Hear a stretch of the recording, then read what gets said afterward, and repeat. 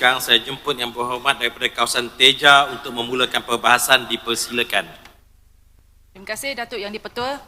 Salam sejahtera saya ucapkan kepada Yang Amat Berhormat Menteri Besar Negeri Perak, Yang Berhormat Ketua Pembangkang, ahli-ahli yang berhormat sekalian, yang berusaha ketua-ketua jabatan kerajaan, rakan-rakan media serta saudara-saudari yang sedang mengikuti sidang Dewan ini secara live.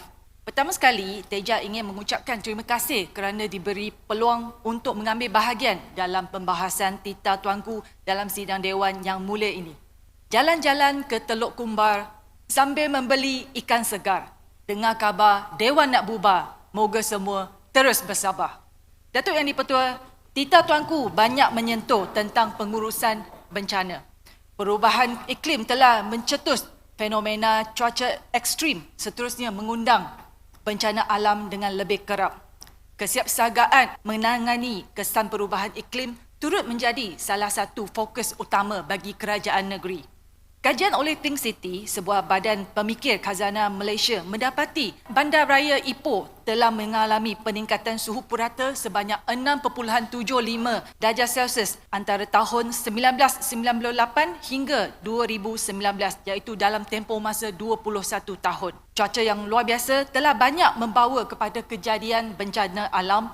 Contohnya, yang pernah berlaku di kawasan Dun Teja termasuk kejadian ribut, banjir kilat dan rekahan tanah di kampung orang asli Kampung Pawong, kejadian tanah runtuh di Jalan Simpang Polai, Cameron Highlands, bukan sekali tapi dah banyak kali. Dan juga terkini runtuhan kuari di Keramat Polai, di mana operasi penyelamat masih dijalankan selepas 3 minggu. Dan baru tadi saya terima maklumat bahawa pos kawalan tempat kejadian tadi telah mengalami ribut dan sehingga kanopi tercabut dan keadaan agak kelam kabut di situ.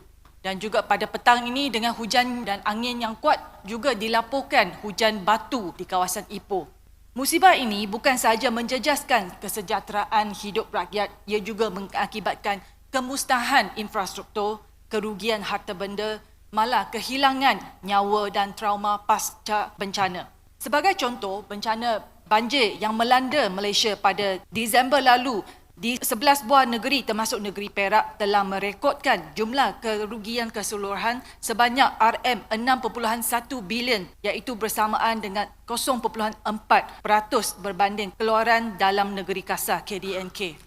Baru-baru ini, setelah berakhirnya monsun timur laut yang bermula sejak 3 November lalu, kita memasuki pula ke fasa peralihan monsun di mana dijangka akan berterusan sehingga pertengahan Mei.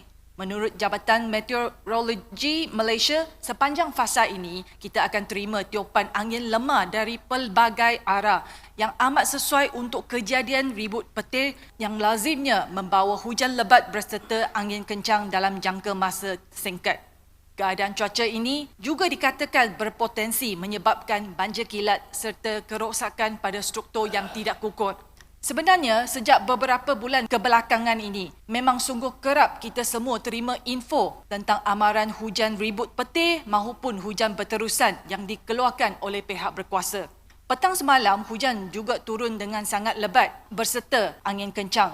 Yang ironiknya, apabila saya sedang sediakan ucapan pembahasan tentang isu perubahan iklim dan bencana alam ni, tiba-tiba pula saya terima panggilan daripada penduduk kawasan Dun Teja yang berlatar belakangkan bunyi hujan. Katanya, YB, air sudah masuk rumah, macam mana ni? Dan terpaksa saya bergegas ke tempat kejadian dan didapati memang banjir kilat sekali lagi berlaku di Pekan Gopeng dan beberapa kawasan kediaman. Kemudian saya juga terima beberapa panggilan lain dengan perkongsian gambar dan video tentang kejadian banjir kilat di kawasan Teja, termasuk seorang cikgu dari Taska Kemas di kawasan Gopeng yang hantar video ceritakan bagaimana mereka hadapi isu banjir kilat ni setiap tahun, siap dengan emoji menangis. Memang sedih kita lihat rakyat terpaksa menghadapi keadaan yang berulang kali begitu.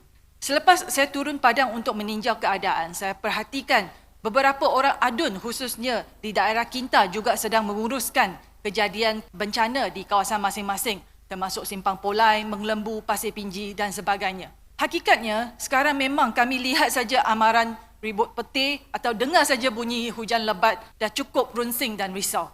Sidang Dewan Yang Mulia, yang penting, walaupun keadaan cuaca telah menjadi luar biasa, tapi kita tidak boleh sama sekali membiarkan bencana alam terus menjadi satu norma baharu. Cuaca ekstrim perlukan langkah yang drastik. Saya ingin kemukakan beberapa saranan dan cadangan kepada pihak kerajaan dalam menangani keadaan ini. Pertama, menetapkan syarat-syarat yang lebih ketat dan komprehensif dalam mempertimbangkan kelulusan projek pembangunan. Saya ingin memberi satu contoh di mana di kawasan Kampung Batu Tujuh, Kampung Kepayang, penduduk telah menghadapi isu banjir kilat, dan apabila saya bawa isu ni ke mesyuarat JPTD daerah Kinta, lepas siasatan dibuat di Kedah, pasti banjir itu berlaku akibat daripada satu projek pembangunan perumahan kondo berdekatan dengan kampung. Jadi air telah disalurkan ke kawasan kampung dan seterusnya menyebabkan banjir kilat. Jadi kita perlu ambil langkah untuk pastikan sebarang projek pembangunan yang diluluskan tidak menenatkan keadaan yang sedia ada. Keduanya, perancangan yang holistik dan menyeluruh dalam roadmap penyelesaian.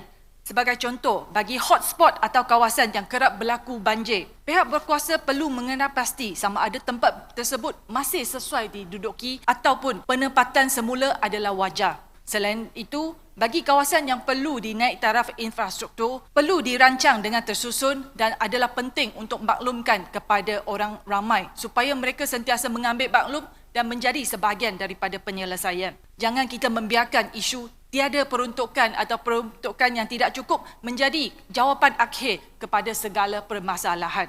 Saya juga ingin ambil contoh satu kebun di kawasan di Mukim Sungai Raya di mana telah berlaku hakisan tebing sungai, dan selepas aduan dibuat, JPS telah mengambil tindakan untuk memperbaiki tebing sungai. Tetapi sebulan selepas kerja pembaikan dibuat, sekali lagi berlaku masalah yang sama. Jadi banyak juga masalah-masalah seperti ini yang dihadapi oleh penduduk mahupun petani dan sebagainya.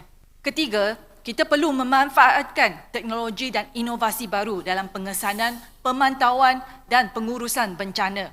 Keempat, apabila bencana alam berlaku dengan begitu kerap dan melibatkan lebih ramai orang ramai, wang ehsan daripada pihak kerajaan adalah agak terhad untuk membantu mereka. Jadi kita harus meningkatkan kempen kesedaran tentang caruman perlindungan untuk bencana alam seperti banjir, tanah runtuh dan sebagainya supaya harta benda mereka terlindung. Bagi kawasan hotspot bencana alam juga, pihak kerajaan harus merangka dan mewujudkan perlindungan insurans bencana berasaskan komuniti agar memberi jaminan perlindungan kepada komuniti dan mempercepatkan proses pemulihan. Dan kelima, postmortem. Setiap laporan bencana alam mengandungi info-info penting yang dapat bantu mengenal pasti punca dan langkah pencegahan yang sewajarnya. Maka pihak berkuasa harus menjalankan siasatan menyeluruh bagi setiap bencana ini dan kenal pasti pihak yang perlu bertanggungjawab dan mengambil langkah pencegahan yang sepatutnya.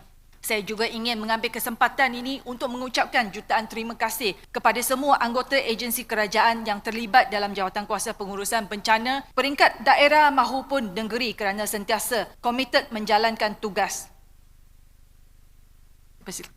Terima kasih Datuk Dipertua, terima kasih Teja. Saya tertarik dengan cadangan-cadangan, 5 cadangan yang dikemukakan bagi menambah baik bantuan dan pertolongan berkaitan dengan banjir kilat.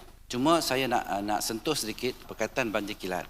Disebabkan istilah banjir kilat ini tidak dimasukkan dalam kategori bencana di peringkat negara dan zon yang ditetapkan sama ada monsun timur laut dan sebagainya telah mengakibatkan segala bantuan yang sepatutnya diberi kepada mereka tidak layak untuk diterima. Adakah Teja bersetuju supaya kerajaan mengubah balik dasar tersebut dengan keadaan yang tidak menentu hari ini, iklim yang tidak menentu dan bencana yang semakin hari semakin menjadi akibat fenomena pelbagai perkara, mestilah disesuaikan dengan semasa, termasuklah bantuan-bantuan yang kita rasa perlu ditingkatkan dari segi jumlahnya. Kalau PNG bagi tahu tadi, bencana yang berat hanya dapat 200 dan ini dah tak sesuai untuk zaman hari ini. Wajar dikaji semula dan adakah perkara yang saya bangkitkan tadi itu perlu ataupun Peja setuju dan ataupun pandangan. Terima kasih. Terima kasih Cangkak Jong.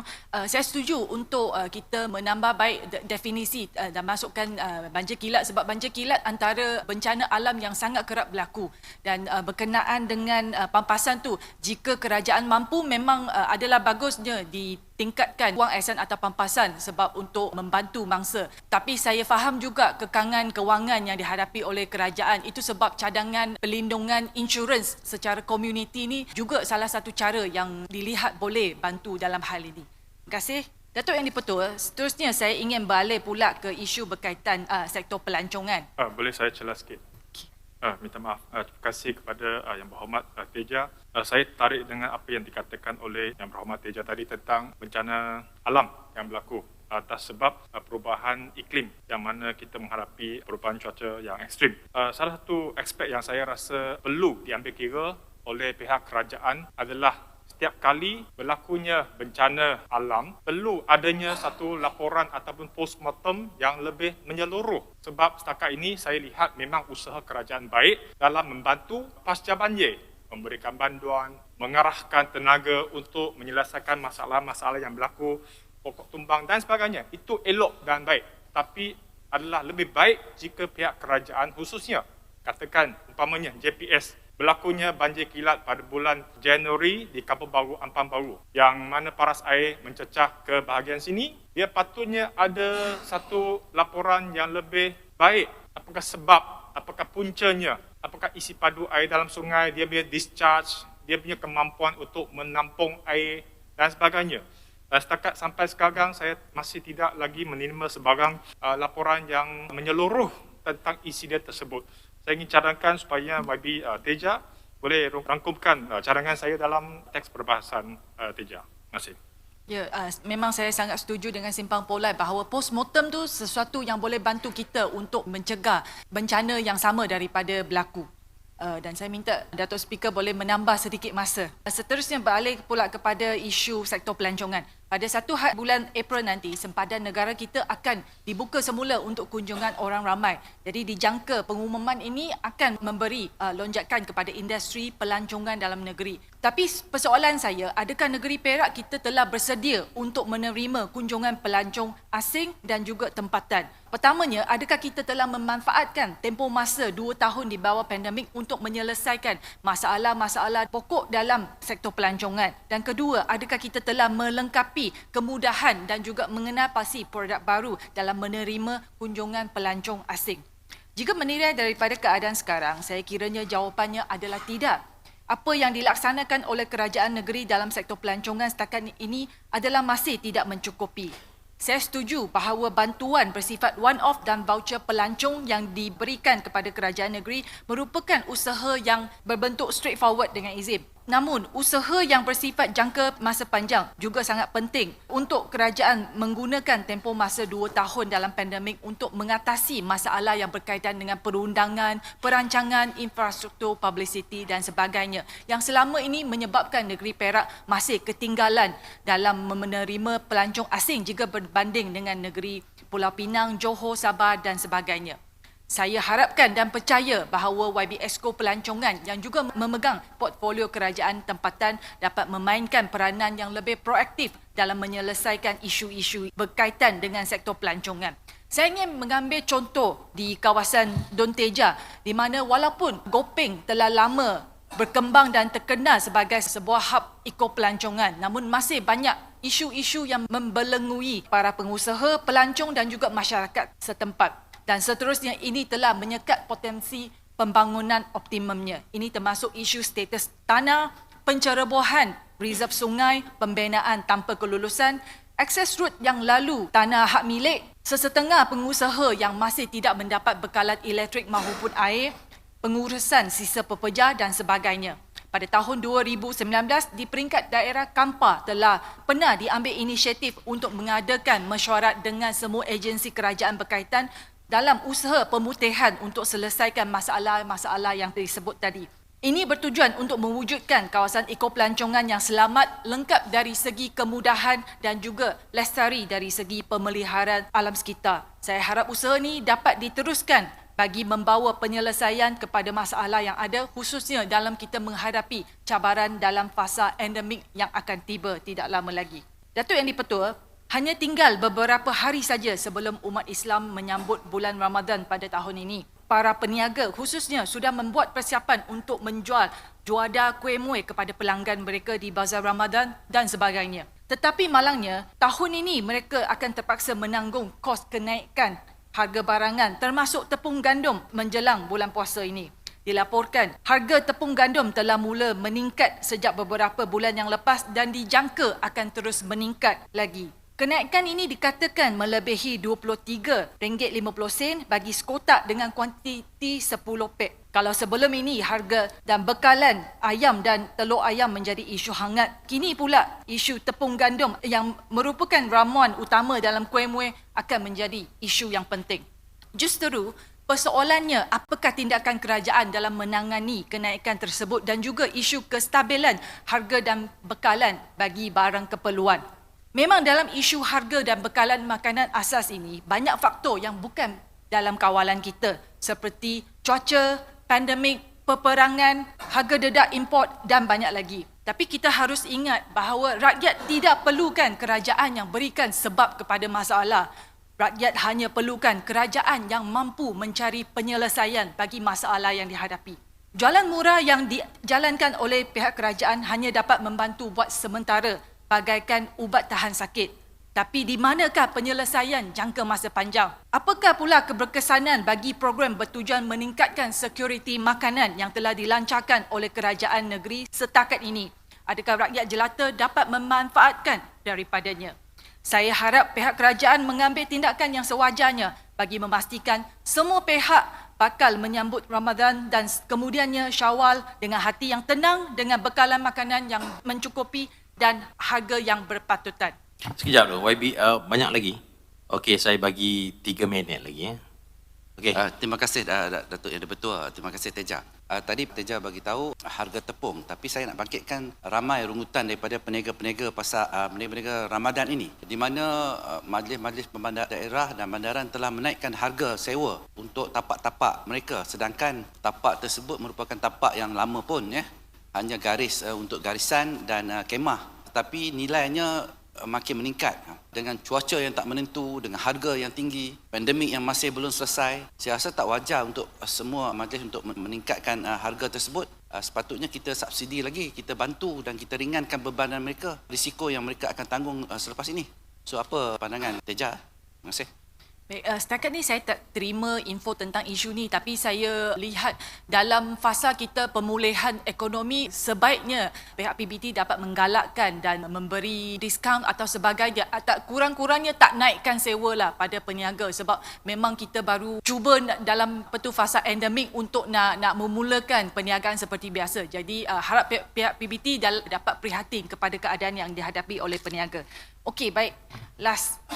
Sidang Dewan Yang Mulia, isu yang terakhir yang saya ingin bawa, sepanjang sidang ini dan juga sidang-sidang yang sebelum ni, saya lihat banyak isu yang ditimbulkan berkenaan dengan prestasi dan kedudukan GLC. Ini termasuk isu tanah, isu kedudukan kewangan dan maka skandal-skandal yang berkaitan dengan GLC. Saya ingin mencadangkan agar kerajaan negeri Perak menelani kerajaan Selangor, di mana mula tahun 2011 kerajaan negeri Selangor telah membentangkan laporan kewangan GLC kepada sidang dewan pada setiap kali sidang dewan, dan ini adalah satu langkah yang boleh meningkatkan ketelusan dan check and balance dengan izin supaya isu kedudukan kewangan, pendapatan, perbelanjaan, tanggungan hutang GLC dapat diketahui, dan ini memang sesuatu yang saya lihat dapat bantu mengikis persepsi negatif yang tidak baik. Dan akhirnya, tidak kira sidang kali ini merupakan kali terakhir sebelum PRU atau sebaliknya, saya harapkan semua pihak dapat terus memainkan peranan dalam kita memberikan satu perkhidmatan yang baik kepada rakyat dan juga terus membina negeri Perak. Dan saya harap isu-isu yang dibangkit boleh mendapat perhatian dan juga seterusnya tindakan daripada pihak berkuasa untuk kita menyelesaikan masalah yang ada. Jadi dengan itu, sekian saja. Teja menjunjung, tita kasih. Terima kasih.